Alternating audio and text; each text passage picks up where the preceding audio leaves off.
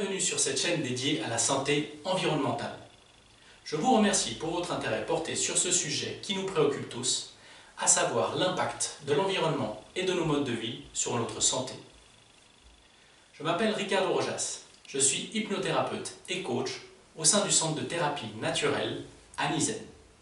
Situé à Bulle, j'accompagne les personnes hautement sensibles ainsi que celles et ceux qui souffrent de ces maladies émergentes d'hypersensibilité dite environnementale. Dans cette seconde partie, vous découvrirez ce qu'est le terrain de la haute sensibilité ainsi que les bases scientifiques étudiant ce phénomène. Ce trait de personnalité inné a été mis en lumière ces dernières années, mais reste toutefois peu compris. Souvent perçu comme réservé, émotives ou compliquées, les personnes hautement sensibles présentent en réalité une tendance prononcée à observer avant d'agir, une sensibilité accrue à leur environnement, ainsi qu'une disposition à l'analyse approfondie.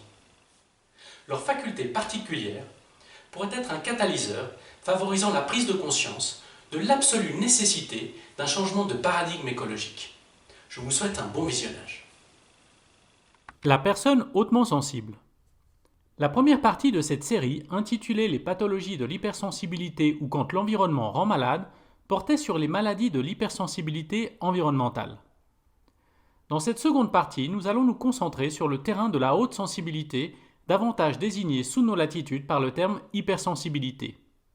Mais afin d'éviter toute confusion et de respecter les dénominations utilisées par la science, je parlerai de haute sensibilité pour désigner le terrain et d'hypersensibilité environnementale pour désigner les pathologies. À ce stade, il est très important de souligner que le terrain de la haute sensibilité n'est pas une maladie. Il s'agit d'un trait de tempérament ou de personnalité innée impliquant une sensibilité accrue du système nerveux central et un traitement cognitif plus profond des stimuli physiques, sociaux et émotionnels.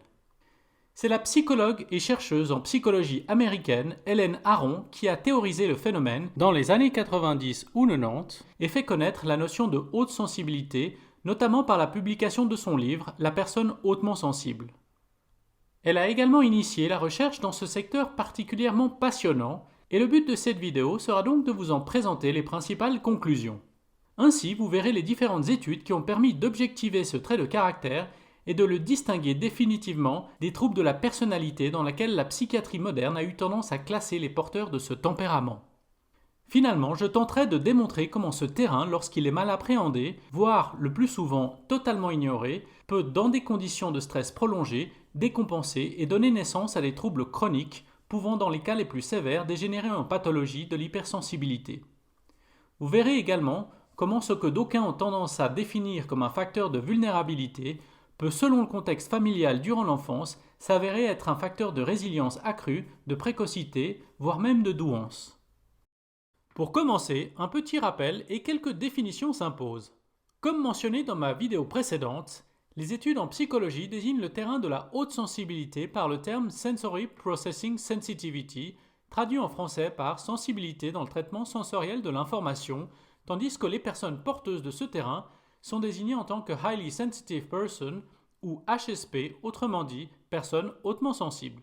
Les 4 traits principaux identifiés de ce terrain sont la profondeur dans le traitement de l'information, une disposition à être plus facilement surstimulée, une plus grande réceptivité émotionnelle, autrement dit de l'empathie, et une plus grande conscience des stimuli subtils. L'image qui suit résume les 4 traits principaux et met en évidence l'interaction entre l'environnement, le fonctionnement cérébral et la composante génétique à l'origine de ce trait de tempérament qu'est la haute sensibilité. Nous reviendrons en détail par la suite sur ces points, mais si dans l'intervalle vous vous sentez concerné, sachez qu'il existe un test disponible en anglais sur le site d'Helen Aron et que je tiens également à votre disposition dans sa version française. Au sein du centre Anizen, nous serions également heureux de vous aider à en interpréter les résultats et de vous accompagner dans la compréhension de ce trait particulier de votre personnalité. Mais avant tout, je souhaite préciser que contrairement à ce que l'on entend dire ici ou là, que ce trait de personnalité ne découle pas de traumatisme, il est donc inutile de consulter un thérapeute afin d'en guérir car c'est impossible, étant donné qu'il s'agit d'un trait de caractère inné. Un professionnel spécialisé peut en revanche vous aider à appréhender cette nature particulière. C'est pourquoi nous proposons au sein du centre Anizen de coacher les personnes hypersensibles afin de les aider à vivre en harmonie avec leur haute sensibilité.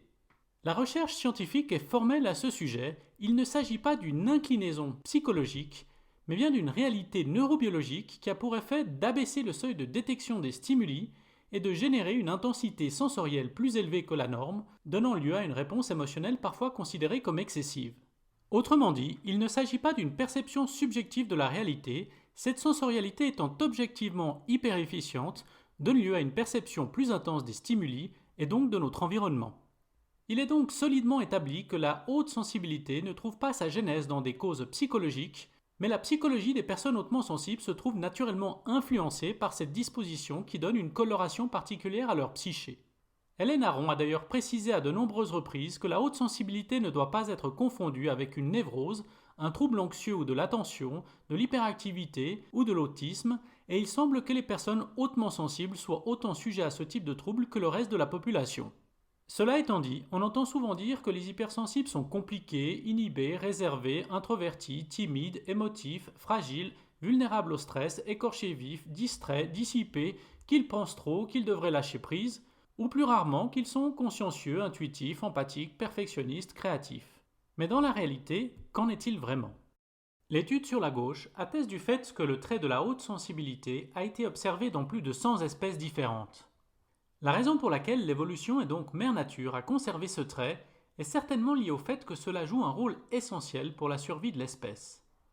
En effet, alors que l'individu hypersensible cherche à faire juste dès le premier essai, l'individu normalement sensible procède davantage par itération, c'est-à-dire qu'il essaye d'accomplir une tâche et si cela ne fonctionne pas, il réessaye à nouveau jusqu'à ce que cela finisse par payer. Cette étude établit aussi le fait que la haute sensibilité est probablement une caractéristique à sélection fréquence dépendante négative, ce qui veut dire que ce trait doit rester l'apanage d'une minorité de la population, en réalité entre 15 et 30%, afin que cela constitue et continue de constituer un avantage du point de vue évolutionnel. Cela confirme donc le fait que ce trait joue un rôle spécifique dans l'espèce, autrement dit, qu'en tant qu'hypersensibles nous avons un rôle important à jouer dans la société et que nous n'avons pas été dotés de ce sixième sens par hasard. Ensuite, il a aussi été observé la tendance dite de pause to check, traduit en système pause-réflexion, lorsqu'un hypersensible se trouve dans des situations nouvelles. En effet, le traitement approfondi de l'information, qui a notamment pour objectif d'essayer de faire juste dès le premier coup, peut entraîner une augmentation du temps de réaction, car plus de temps est passé à analyser et à répondre aux signaux de l'environnement, ce qui peut, dans notre société, être perçu comme un comportement plus prudent et une propension au risque plus faible. Maintenant, si l'on rapporte la tendance pause-réflexion au monde animal, où un danger de mort guette les membres à chaque instant, il n'est pas si idiot d'observer s'il y a un piège avant de se précipiter sur la nourriture qui a priori nous tend les bras.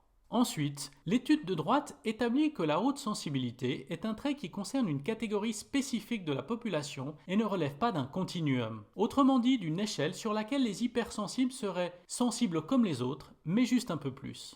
Leur niveau de complexité neurologique et leur fonctionnement cérébral est qualitativement et non quantitativement différent.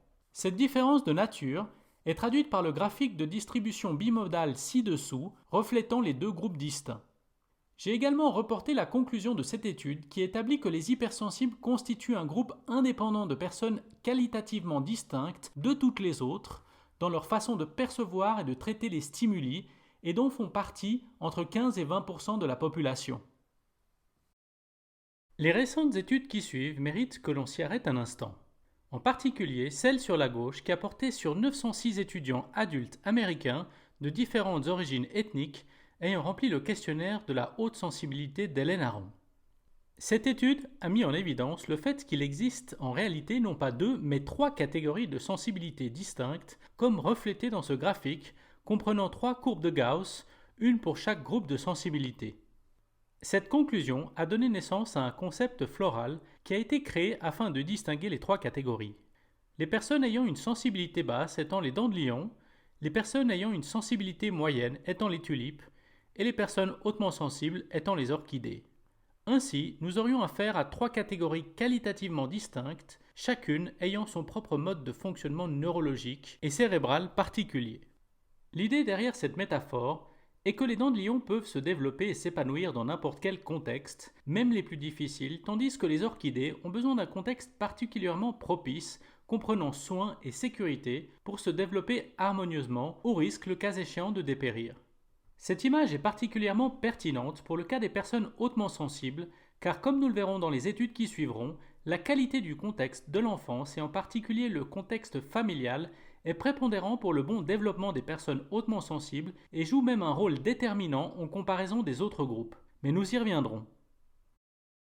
Que disent les neurosciences ? Afin d'étayer l'affirmation selon laquelle les personnes hautement sensibles ont réellement un fonctionnement neurologique différent, il est important de préciser que les études qui suivent ont été réalisées à l'aide d'outils de neuroimagerie cérébrale à la pointe de la recherche actuelle et publiées dans des revues à comité de lecture. Il n'y a donc plus de débat rationnel à avoir quant à l'existence ou non d'un groupe de personnes dont le fonctionnement neurologique et cérébral se distingue du reste de la population et que les personnes qualifiées d'hautement sensibles relèvent bien d'une réalité qui est désormais scientifiquement établie. La sensibilité n'est pas un trait acquis dans le cadre de l'éducation ou du contexte culturel dans lequel les personnes hautement sensibles ont été élevées.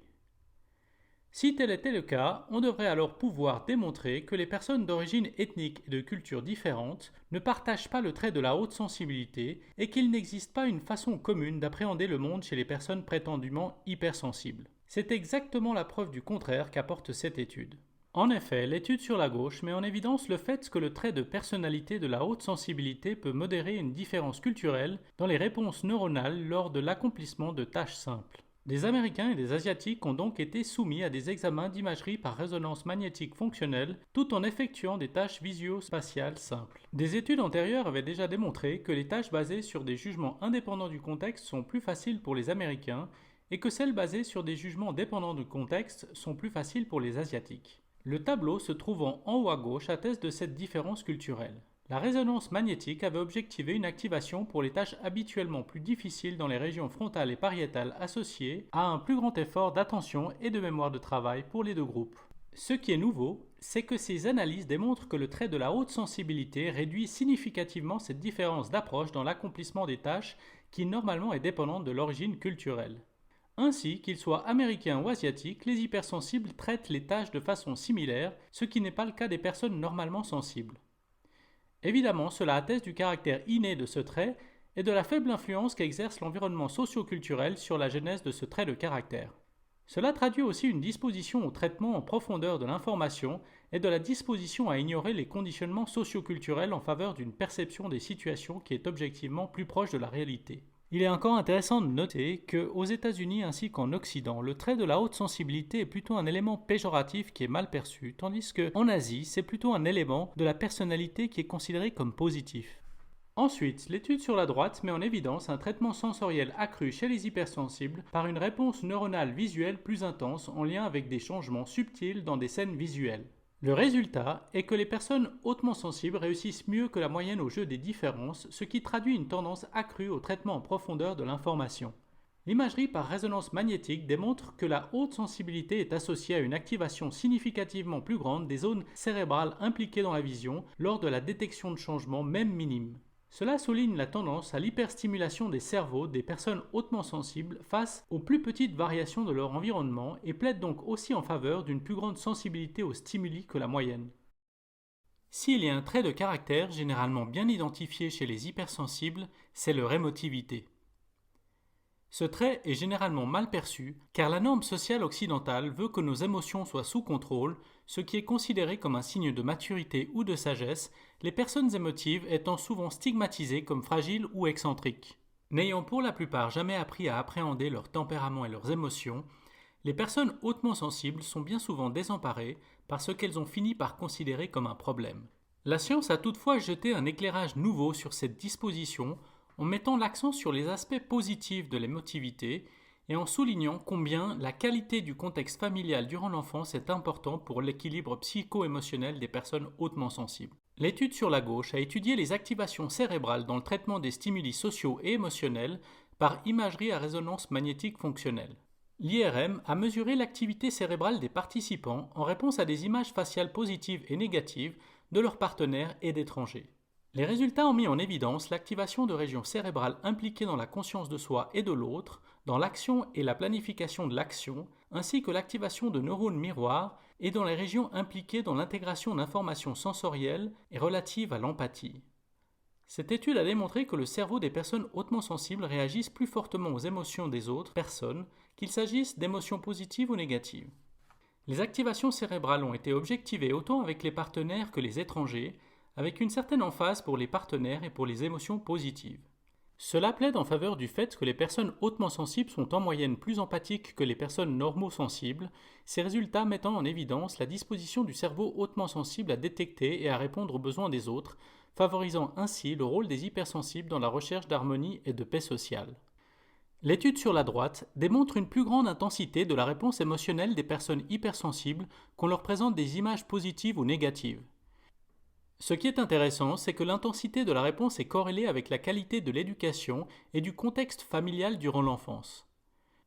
Les zones du cerveau suractivées par la perception des images ont été mesurées par imagerie par résonance magnétique fonctionnelle et il s'agit notamment du cortex préfrontal, de l'amygdale cérébrale, de l'hypothalamus, de l'hippocampe et de l'insula, impliqués dans les émotions, la maîtrise de soi, le traitement des récompenses, la mémoire de travail, l'apprentissage, l'intégration de l'information et la régulation physiologique. Comme nous le verrons plus tard, la qualité de l'éducation joue un rôle particulièrement déterminant dans le développement des personnes hautement sensibles, car elle amplifie fortement le conditionnement des réponses neurologiques et favorise ou non l'adaptation de ces personnes à leur environnement une fois adultes. Une autre chose que l'on entend souvent au sujet des personnes hautement sensibles est qu'elles sont naturellement introverties, émotionnellement instables, timides et qu'elles sont plus sujettes que la moyenne au développement de troubles anxieux ou dépressifs, autrement dit qu'elles sont plus vulnérables que la moyenne. Les études qui suivent démontrent qu'il n'en est rien. Cependant, la qualité du contexte familial durant l'enfance, autrement dit le type d'éducation reçue, est plus fortement déterminant du développement équilibré ou non de la personnalité des personnes hautement sensibles. Cette conclusion est somme toute assez logique étant donné que le trait de l'hypersensibilité a pour effet d'amplifier le ressenti des expériences vécues, les personnes hautement sensibles étant plus fortement impactées que les autres par les expériences de la vie, qu'elles soient positives ou négatives. L'article en haut à gauche regroupe 7 études menées par Hélène Aron en 1997 et démontre que la haute sensibilité et l'introversion sont deux phénomènes séparés même s'ils sont à tort bien souvent confondus. Les études révèlent que de nombreux introvertis ne sont pas hautement sensibles et que 30% des personnes hautement sensibles sont des extravertis. Il faut bien comprendre que les stimulations issues des rapports sociaux étant naturellement plus intenses chez les hypersensibles, elles ont tendance à un certain retrait social afin d'éviter l'hyperstimulation, ce qui est parfois pris pour de la réserve ou de l'introversion.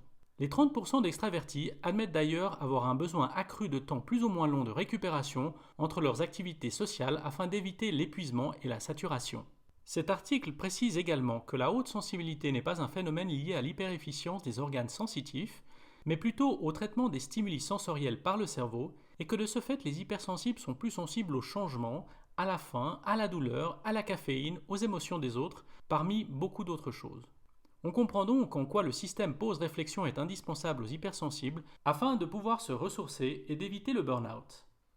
Les études présentées dans cet article démontrent que la haute sensibilité n'est pas de l'instabilité émotionnelle ni une tendance au développement de troubles anxieux ou dépressifs. Il est donc clairement établi que la haute sensibilité n'est pas une névrose ou un quelconque autre trouble psychique, ni une vulnérabilité innée qui favoriserait l'apparition de l'un de ces troubles. Cependant, étant plus réceptifs à leur environnement que la moyenne, les personnes hautement sensibles sont plus fortement impactées par la qualité du contexte et de l'éducation reçue durant l'enfance. Il est donc logique que cette étude conclue que les personnes hautement sensibles ayant eu une enfance difficile, dont les conditions de stress étaient importantes, seraient plus enclins que la moyenne à développer des troubles anxio-dépressifs en tant qu'adultes. En conséquence, il y a une forte corrélation entre une enfance traumatisante chez les personnes hautement sensibles et le développement d'une instabilité émotionnelle et de troubles affectifs à l'âge adulte. Ceci étant probablement le résultat d'un attachement insécure que l'on sait être particulièrement dommageable dans le développement de la personnalité, que ce soit chez les personnes hypersensibles ou les personnes normalement sensibles. L'article en haut à droite auquel correspondent les graphiques ci-dessous est constitué de 4 études conduites par Hélène Aron et établit qu'il n'y a pas de relation de cause à effet entre la haute sensibilité et la timidité, en soulignant toutefois que les personnes hautement sensibles ayant été élevées dans un environnement défavorable durant l'enfance conduit à une affectivité négative, c'est-à-dire au développement de troubles affectifs et émotionnels, ce qui à son tour peut conduire à la timidité. Car les liens de corrélation entre le développement d'un attachement insécure lié à un contexte familial dysfonctionnel et le développement de troubles affectifs et émotionnels a été objectivé dans de nombreuses études. Les personnes faiblement sensibles ne sont donc pas à l'abri de développer de tels troubles lorsque leur enfance a été difficile. La différence subsiste dans le fait que les personnes hautement sensibles traitant l'information en profondeur, les traumatismes auront chez eux un retentissement plus important et laissera donc des séquelles d'autant plus profondes. Ainsi, les expériences vécues par les enfants hautement sensibles étant majoritairement négatives durant l'enfance, leur affectivité deviendra une fois adulte négative et générera des attentes venant des relations sociales plus négatives et donc de la timidité. Cela apparaît clairement sur les graphiques ci-dessous dont les courbes comparent les personnes hautement sensibles et celles qui sont normalement sensibles. Cette hypothèse est renforcée par les schémas tout en bas qui soulignent le fait qu'une enfance difficile représente un facteur de vulnérabilité accrue des personnes hautement sensibles vers le développement de troubles affectifs et de la timidité. D'autre part, la propension au pause-to-check où le système pose réflexion dans les situations nouvelles et dont le but est d'observer et d'évaluer avant de s'engager peut dégénérer en peur chronique de la nouveauté, en particulier dans le cadre des relations sociales, lorsque l'individu a été confronté de façon chronique à des stresseurs environnementaux, en particulier lorsque l'enfant construit sa sécurité affective dans le cadre de sa relation à la personne qu'il materne, en général la mère. Ainsi, cette prudence naturelle peut dans un contexte insécurisant se convertir en timidité, ce qui bien souvent représente une barrière à la sociabilisation et à l'intégration. Ces conclusions ont évidemment des implications importantes concernant l'éducation, la psychothérapie et le traitement de la phobie sociale chez les enfants et chez les adultes hautement sensibles. Il apparaît donc de plus en plus clairement que les personnes hautement sensibles ne sont pas plus que les autres prédisposées au développement d'affects négatifs, mais qu'ils sont par contre plus sensibles à une éducation donnée par des parents dysfonctionnels. Cette étude plus récente a donc analysé la relation entre la haute sensibilité, le contexte familial et l'éducation durant l'enfance, et une tendance au développement de troubles anxieux et dépressifs. Comme on pouvait s'y attendre, la dépression et l'anxiété étaient étroitement liées à de faibles niveaux de soins, mais fait nouveau, également à des niveaux élevés de surprotection parentale. Les personnes hautement sensibles interrogées dans le cadre de cette étude se souvenaient que leurs parents pensaient qu'ils ne pouvaient pas prendre soin d'eux-mêmes, ce qui avait tendance à les rendre dépendants et à ne pas favoriser leur autonomie. Les parents d'enfants hautement sensibles avaient tendance à considérer leurs enfants comme particulièrement fragiles et à réagir en les surprotégeant, ce qui avait pour conséquence de renforcer leur sensibilité par le fait de préserver de façon excessive des stimulations, les empêchant ainsi de développer des stratégies d'adaptation au monde extérieur. Dans l'éducation, comme chacun le sait, tout est une question d'équilibre. Les personnes hautement sensibles réagissent donc plus négativement que la moyenne aux parents froids et indifférents, ne prenant pas suffisamment compte de leurs besoins affectifs, ainsi qu'aux parents intrusifs, contrôlants et dominateurs. Les insuffisances ou les excès générant des déséquilibres se traduisant par une tendance significative à développer des troubles anxieux et encore plus dépressifs à l'âge adulte. On peut également voir sur les graphiques que la haute sensibilité pourrait aussi être un facteur de risque prédisposant, en dehors du contexte familial et du style éducatif, au développement de l'anxiété ou de la dépression. Il est clair que la tendance physiologique à traiter les informations à des seuils de stimulation inférieurs peut prédisposer un individu à être plus à l'écoute des menaces potentielles dans son environnement et donc à être physiologiquement plus réactif. Toutefois, on observe aussi qu'il ne s'agirait que d'un facteur de vulnérabilité marginal, l'écart à l'origine n'étant que de quelques pourcents, le style éducatif et le contexte stressant ou sécurisant durant l'enfance restant l'élément décisif. Afin de compléter le tableau, il faut encore mentionner que l'échelle d'évaluation de la personne hautement sensible a été comparée avec le modèle d'évaluation de la personnalité des Big Five, qui, malgré ses limitations, est le modèle le mieux validé scientifiquement à ce jour. Ce modèle classe les individus en 5 profils psychologiques principaux, également connus sous l'acronyme OCEAN, dont O pour ouverture à l'expérience, C pour consciencieux, E pour extraversion, A pour agréabilité et N pour névrosisme. Chacun de ces traits est considéré comme un continuum, la moyenne de la population se situant au centre du spectre et chaque individu se positionnant sur la ligne selon qu'il soit plus ou moins ouvert ou extraverti. La haute sensibilité partage certaines similitudes avec les 2 traits de personnalité que sont le névrosisme et l'ouverture aux expériences nouvelles, mais la recherche démontre qu'elle ne peut pas être complètement expliquée par les traits de personnalité des Big Five en apportant une précision importante. La haute sensibilité est un tempérament et non un trait de personnalité. Alors que le tempérament a une base biologique solide pouvant être observée dès la naissance et qui persiste tout au long de la vie, les traits de personnalité se développent avec le temps et sont le résultat de l'interaction complexe et dynamique entre le tempérament et les expériences. En d'autres termes, la haute sensibilité a une base biologique solide et varie peu au cours de la vie. La 4e étude de l'article de gauche, portant sur 1174 ou 74 jumeaux d'environ 16 ans, met en évidence le fait que la haute sensibilité est corrélée au névrosisme, à l'ouverture aux expériences, et non à l'extraversion, à l'agréabilité ou à la conscienciosité. Mais qu'est-ce que le névrosisme ? Le névrosisme désigne une disposition à ressentir des émotions négatives telles que l'anxiété, la colère ou la dépression dans des environnements stressants. Les personnes faisant preuve de névrosisme sont émotionnellement réactives et ont plus tendance à ressentir des situations ordinaires comme plus stressantes que la moyenne. Sans surprise, les adolescents sensibles semblent être plus sujets au stress, en particulier lorsqu'ils vivent des situations négatives, mais ils sont également plus curieux et trouvent plus facilement du plaisir et de la joie lorsqu'ils apprennent de nouvelles choses, ce qui traduit une attirance à expérimenter la nouveauté et qui se trouve fortement corrélée à l'imagination et à un intérêt pour le domaine artistique. L'étude sur la droite, portant sur des adultes, vient confirmer ces conclusions. Elle souligne que l'hypersensibilité a souvent été confondue avec le trait de névrosisme, mais qu'elle ne peut y être réduite. En effet, les personnes hautement sensibles réagissent aux stimuli de manière prudente, étant plus conscients de leur environnement et se trouvent facilement surstimulés. Il semble donc logique qu'ils soient plus émotifs et plus enclins à s'inquiéter. Mais tous les traits de la haute sensibilité ne sont pas associés au névrosisme, la tendance à être submergé par les stimulations étant la plus fortement liée à l'émotivité négative. L'extraversion et la haute sensibilité ont une très faible corrélation négative, il convient donc de distinguer la haute sensibilité de la timidité de l'introversion. L'ouverture aux expériences nouvelles est quant à elle modérément associée à la haute sensibilité, ce qui en fait des personnes plutôt imaginatives, spirituelles, avec un fort sens esthétique. Pour conclure, les résultats suggèrent qu'il existe des points communs entre la haute sensibilité et les traits de personnalité des Big Five. Cependant, ces associations sont relativement faibles et il faut faire attention avec les approches proposées par les tests de personnalité qui sont par nature réductionnistes. Cela signifie aussi que la haute sensibilité est un trait unique qui ne peut pas être expliqué par une simple addition de traits de personnalité. Il en ressort donc que la haute sensibilité est une combinaison unique et spécifique de sentiments et de comportements difficiles à appréhender avec le modèle des Big Five. Une autre idée reçue est de confondre la haute sensibilité avec les troubles de l'attention, l'hyperactivité, l'autisme, pour ne citer que. Là aussi, il s'agit de démêler le vrai du faux.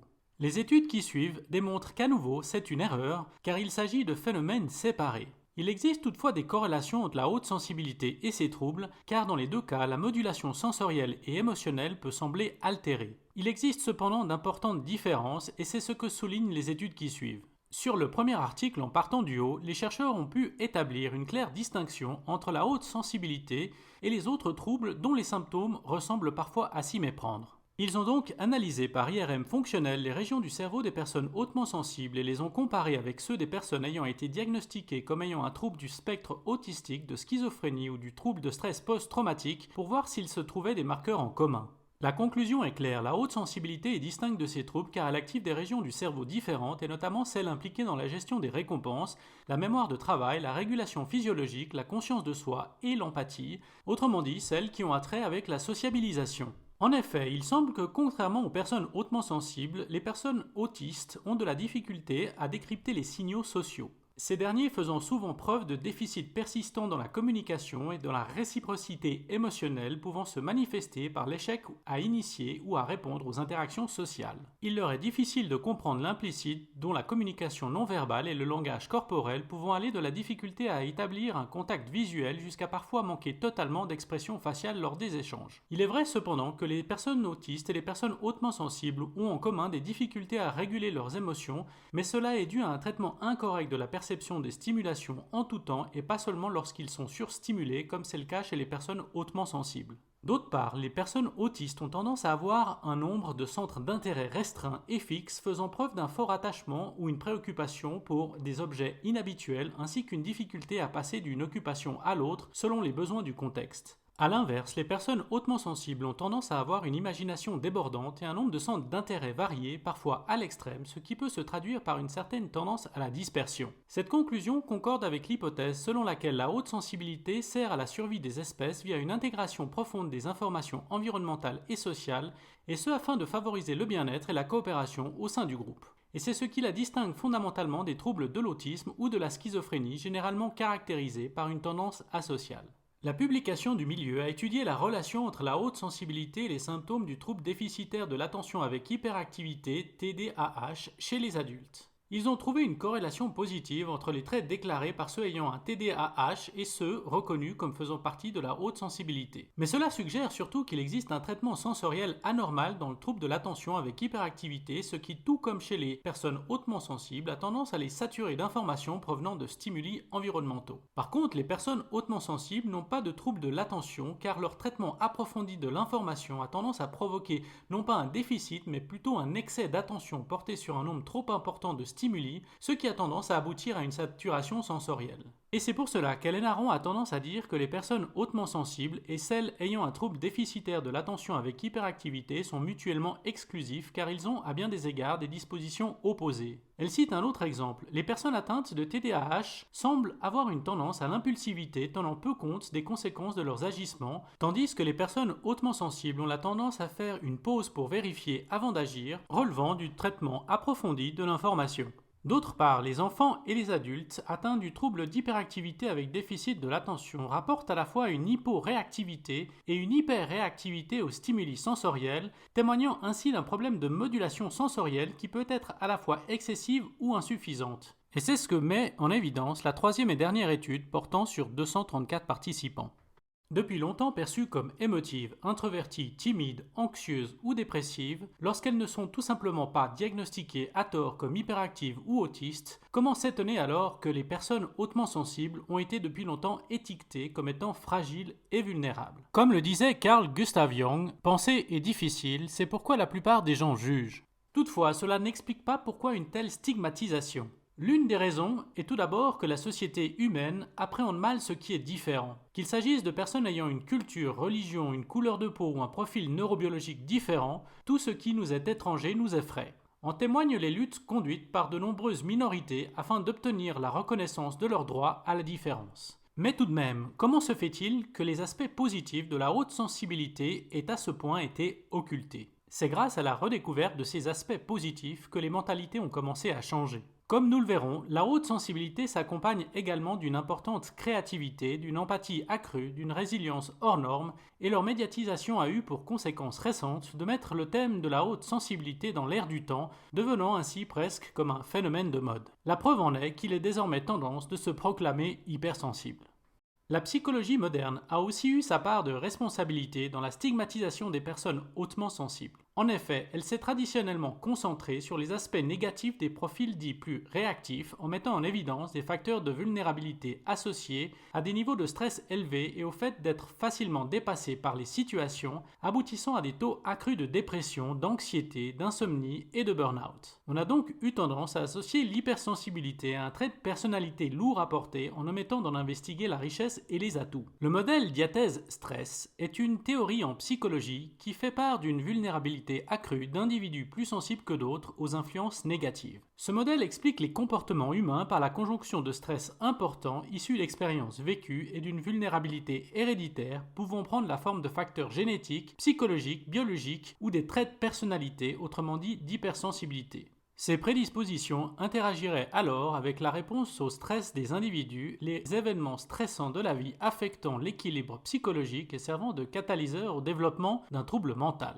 Ainsi, lorsque le stress excède une certaine limite, l'individu est plus ou moins condamné à développer un trouble psychologique selon cette théorie. L'analogie de la coupe pleine démontrant qu'en raison de sa prédisposition sous la même quantité de facteurs de stress, la personne 2 est plus vulnérable que la personne 1, contribue de cette vision réductrice divisant le monde en deux catégories, les personnes vulnérables et celles résilientes, et donc pas de chance pour celles qui sont nées sous la mauvaise étoile. Mais nous verrons que les choses ne sont pas aussi simples que cela. C'est en partant du postulat de Carl Gustav Jung sur l'existence d'une sensibilité accrue associée à une apparente vulnérabilité de certains individus face aux événements de la vie qu'Hélène Aron a revisité le concept d'hypersensibilité en y redéfinissant les termes. Cette nouvelle définition intégrant toutefois ce que le psychiatre suisse avait déjà constaté si l'on en croit la citation suivante datée de 1913 et reprise en préambule de l'étude Implication clinique du concept jungien de sensibilité publiée par la chercheuse. Cette sensibilité excessive apporte très souvent un enrichissement de la personnalité.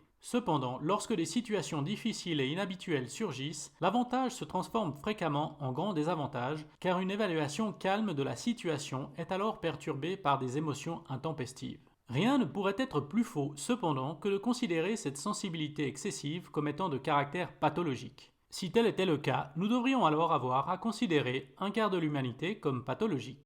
Tout comme Carl Gustav Jung, le psychiatre américain Milton Erickson était convaincu du rôle prépondérant de l'inconscient dans l'équilibre psychique et émotionnel en tant qu'instance intelligente régissant nos mécanismes et nos comportements.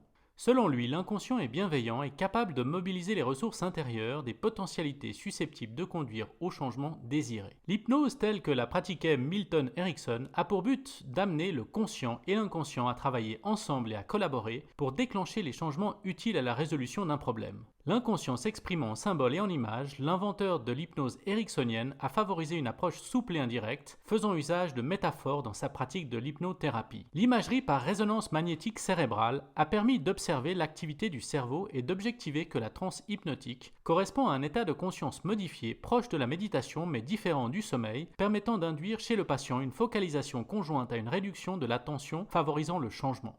Technique d'accompagnement émotionnel et psycho-corporel par excellence, l'hypnose ericksonienne est une thérapie brève répondant à de nombreuses indications telles que les troubles anxieux et les phobies, les états dépressifs, les douleurs aiguës ou chroniques, les troubles du comportement alimentaire, les troubles du sommeil, les dépendances ou encore les addictions.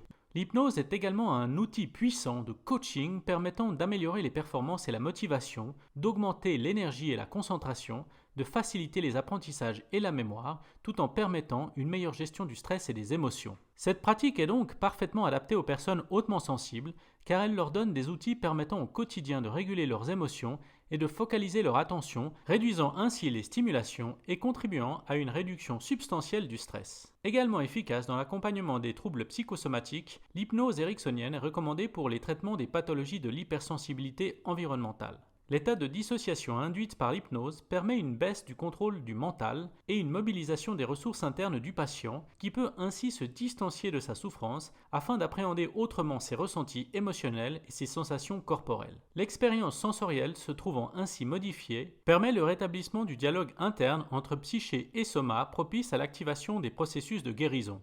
Au sein du centre Anisen, nous accueillons tous les jours des personnes hautement sensibles ou souffrant d'hypersensibilité environnementale que nous traitons grâce à ce puissant outil thérapeutique qu'est l'hypnose ericksonienne. N'hésitez pas à nous contacter aux coordonnées qui s'afficheront à la fin de cette vidéo afin d'en discuter et de convenir d'une entrevue. Je vous remercie pour votre visionnage et j'espère avoir pu vous éclairer quant au sujet de la haute sensibilité. Si vous avez aimé cette vidéo, je vous invite à liker, à laisser vos commentaires et à vous abonner à ma chaîne. Je vous attends prochainement pour une consultation ou un accompagnement en hypnothérapie et en coaching au sein du centre de thérapie naturelle Anisen et dont vous trouverez les coordonnées juste après. Je vous souhaite une excellente santé et j'espère vous retrouver très bientôt dans une prochaine vidéo.